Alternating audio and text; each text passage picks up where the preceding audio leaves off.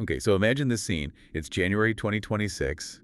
You're in Davos, Switzerland. It's freezing cold. Right, the World Economic Forum. Exactly. You've got all the usual suspects there. Prime ministers, tech billionaires, the whole global elite, packed into the Congress Center. High-stakes diplomacy, backroom deals, Yeah. the usual. Usually, yeah. But then President Donald Trump gets on stage. And he's not talking about AI or green energy. He looks right at the delegation from Spain, one of America's oldest allies. And he just drops this line that sucks all the oxygen out of the room. He says they want to be freeloaders, I guess, don't they? Yeah, that wasn't exactly a subtle diplomatic nudge. That was a sledgehammer. Absolutely. And he didn't stop. He said he doesn't know what's up with Spain. Now, this might just look like another spat over, I don't know, trade tariffs. Right. But for this deep dive, we're unpacking a massive fracture in the Western alliance. We're talking threats of expulsion from NATO, trade wars, a huge shift in the cost of security. And we really have to look beyond the insults here. This isn't just about personalities, Trump versus the Spanish leadership. This is about a new global standard. We're talking about that shift from the famous 2% defense spending target to a massive 5% target. That is the headline number. Yeah. And the whole conflict here is about why Spain has decided to be the lone holdout and the immense pressure, threats, public shaming, that's now raining down on Madrid because of it. It sounds intense.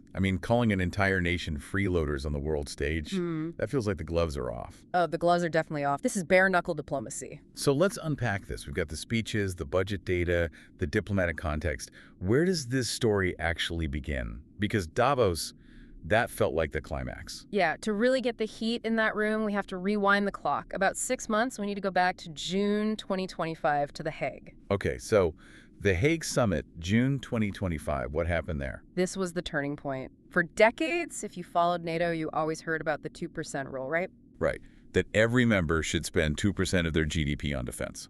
A rule which, let's be honest, was more of a suggestion for a lot of Europe. A struggle for a long, long time. It was. But in June 2025, the alliance looked at the state of the world, and they made a radical decision. They moved the goalposts. The new target for 2035 is 5% of GDP. Okay, I'm going to pause on that for a second. 5%. That sounds like a small number on a page, but for a whole national economy, that is an enormous slice of the pie. It's a colossal shift. It's essentially a war-footing number. To give you some context, even during the Cold War, this is huge for modern peacetime economies. Especially European welfare states. Yes. For them, 5% is almost unheard of. It means you're tripling, maybe quadrupling your military budgets. And that money has to come from somewhere. It's not just sitting in a vault. Exactly. It's coming from education, healthcare, infrastructure. It's a zero-sum game. And yet, at that summit, almost every single NATO ally signed on the dotted line. They committed to 5%. Except one? Except Spain. Prime Minister Pedro Sanchez, he carved out this last-minute exemption. So while the UK, Poland, even Germany are pledging 5%, Sanchez commits Spain to what he called a sufficient and realistic 2.1%. Sufficient and realistic? That sounds like very polite diplomatic code for we're not destroying our budget for this. It was a clear line in the sand. And you have to appreciate the optics of that. The entire alliance is gearing up for this massive rearmament, and Spain just says, no, we'll stick to the old standard, plus a tiny bit more. It immediately painted a target on their back. Absolutely. I could see how that leads to isolation. Yeah. If everyone else is cutting social services to buy fighter jets, and you say, nah, I'm good, that's going to breed resentment. And that resentment is the fuel Trump was using in Davos. When he says he got commitments from everyone except Spain, he's, factually correct. Spain is the outlier. But let's play devil's advocate for a second. Is freeloader actually fair? 2.1% of a major economy like Spain, that's still billions of dollars. It's not zero. And this is where it gets really interesting, because when you look at the data, both sides kind of have a legitimate point depending on how you spin the numbers. Okay, walk me through the freeloader math first. What's the argument Trump is using? He's looking at the baseline figures from 2024, and in 2024, Spain spent approximately 1.24% of its GDP on defense. 1.24%. That is, well, it's definitely not 2%. It was the lowest proportion among all 32 members of the alliance. Wow. Dead last. I didn't realize they were at the absolute bottom. So if you're in the Oval Office and you look at a chart of effort based on percentage of wealth, yeah, Spain is doing the least heavy lifting relative to its size. That's the ammunition for the insult. You're a G20 economy, you benefit from the NATO security umbrella, but you contribute the smallest slice of your pie. That is the prosecution's case. But Spain's defense, and this is something their foreign minister, Jose Manuel Alvarez, talks about constantly, is that percentages are misleading. Because a small percentage of a big number is still a big number. Precisely. Spain isn't a small country. That 1.24% in 2024 translated to a defense budget of $22.27 billion. Over $22 billion. Okay, that buys a lot of hardware. Right. If you just rank NATO allies by the actual cash they spend, absolute dollars, Spain ranks 10th. 10th. So they're firmly in the top tier of contributors in terms of actual money. Exactly. It's a fascinating disconnect. They're the 10th biggest spender, but because their economy is so robust, they look like the worst performer on a percentage basis. So it's like the classic rich guy at dinner problem. I like that. If a billionaire tips $100, it's a lot of money, but everyone whispers he's cheap because it's a tiny fraction of what he could have paid. That's a great way to put it. And Spain argues that $22 billion contributes real security, regardless of the percentage. They're trying to shift the metric from how much does it hurt your wallet to how much value are we actually providing. Yes. Their defense minister, Margarita Robles, has been very vocal on this. She describes Spain as one of NATO's most committed and loyal allies. She doesn't talk money. She talks bodies and hardware. She brings receipts. She does. Spanish troops in Latvia, in Turkey, patrolling the Med. The argument is, look at our boots on the ground. Don't just obsess over a spreadsheet. And the Trump counter-argument is, everyone else is sacrificing to reach 5% because the world is on fire, so why do you get a discount? It's a clash of philosophies, really. Is NATO a club where you pay dues, or a marriage where you contribute what you can? That ambiguity seems to be disappearing, though. The U.S. is signaling it's transactional. Very transactional, and the rhetoric has gone way beyond just name-calling. It's escalated significantly. I was reading that October 2025 was when the temperature really spiked. That's right. That's when the threats moved from, rally speeches to actual policy levers. Trump called the refusal disrespectful, but then he put two specific options on the table. First, trade tariffs. Which would hit the Spanish economy directly: olive oil, cars. If the U.S. slaps a 20% tariff on those, that hurts way more than buying a few fighter jets. It weaponizes the economic relationship. But the second threat, that's the one that really shocked diplomats.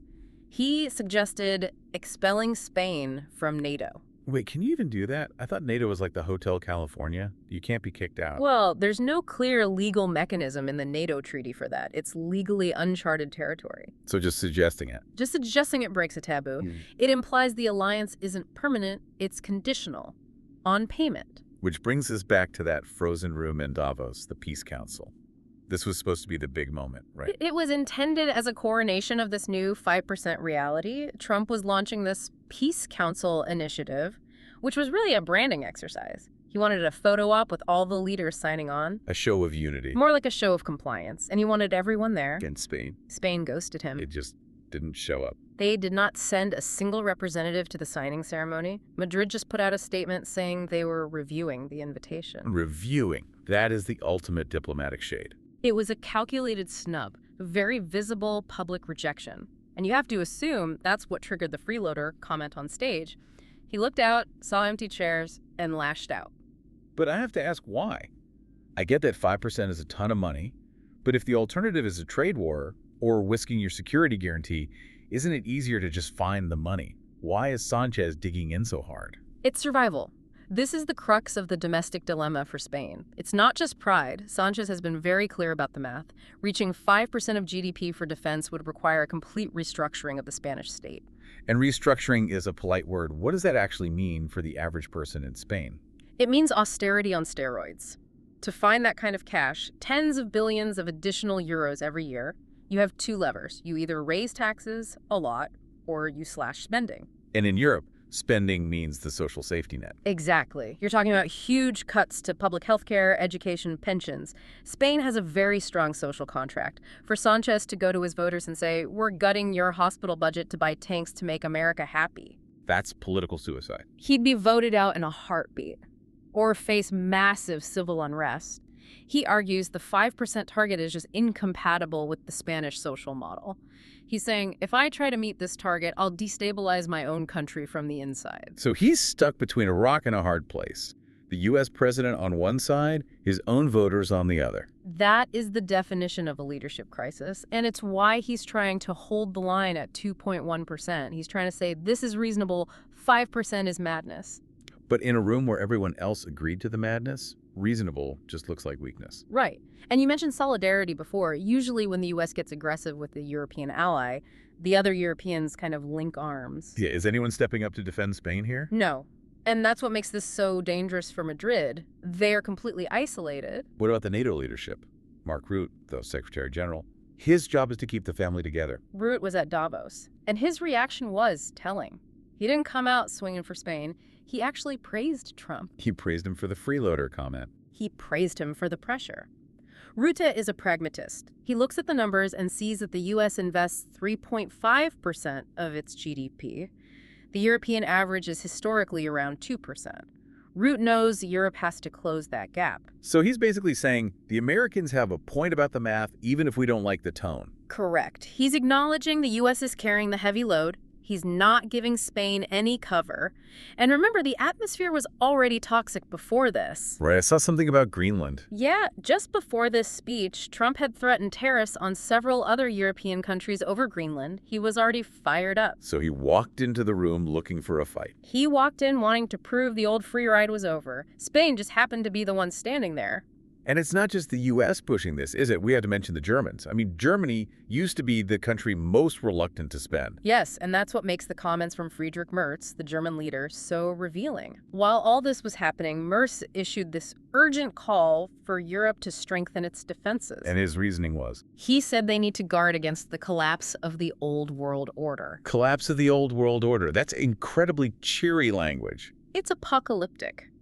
But it explains why Germany, a country that was pacifist for decades, is now agreeing to 5%. They are genuinely afraid. So to them, Spain looks like the neighbor who won't board up their windows when a hurricane is coming. Exactly. And if your neighbor's house blows down, the debris hits your house. So there is zero sympathy for Madrid. This all leads to a really difficult spot. Trump said on stage that he needs to speak directly with Spain. I'll have to talk to them, was the quote. Given everything else, that's not going to be a polite conversation over tea, is it? No, it's going to be a shakedown. And frankly, we're at a breaking point. If Spain buckles, if they say, okay, we'll do it, what happens? They have to find tens of billions of dollars. And that changes the nature of the country. It's not just buying gear, it's building a military-industrial complex. It changes the whole society. But if they don't buckle? Then we see the first real crack in NATO. If the U.S. puts tariffs on an ally for not spending enough, or actually tries to expel them, the alliance becomes a protection racket. You pay the fee, you get protection. You don't pay, you get punished. It's a high-stakes game of chicken. It is. No. Spain is betting the U.S. won't actually blow up the alliance, and Trump is betting Spain will fold under economic pain. And the rest of Europe is just watching, wallets open, terrified of being that. It's exactly. So for the listener trying to make sense of all this, why does it matter if Spain pays 2% or 5%? Why should we care? Because it's a stress test for the entire Western world. We are watching the rules of the road change in real time. For 70 years, NATO was the bedrock of stability. It was assumed to be unbreakable. Now the price of admission is skyrocketing. And if a major economy like Spain can be threatened with expulsion, no one is safe. Exactly. It signals that the old world order that Merz was talking about really is shifting under our feet. We don't know what the new order looks like, but we know it's going to be much, much more expensive. And much more transactional. Relationships that used to be based on history and shared values are now being weighed in dollars and cents. It's a volatile mix. We'll have to watch closely to see if that phone call between Trump and Spain actually happens. For now, Spain remains the lonely figure in the room. It brings up a question I can't stop thinking about. We always assume military alliances make countries stronger. That's the whole point. But here's the thought I want to leave you with. If the price of security becomes so high that you have to break your own society's safety net to pay for the shield that protects it, does the alliance actually make you stronger? Or does the cost of membership eventually become a greater threat to your internal stability than any enemy outside the gate? That is the multi-billion-dollar question. Trump says he needs to speak directly with Spain. What happens if that conversation fails? That's something we all need to think about. Thanks for joining us on this deep dive. Thank you. Stay curious, and we'll see you next time.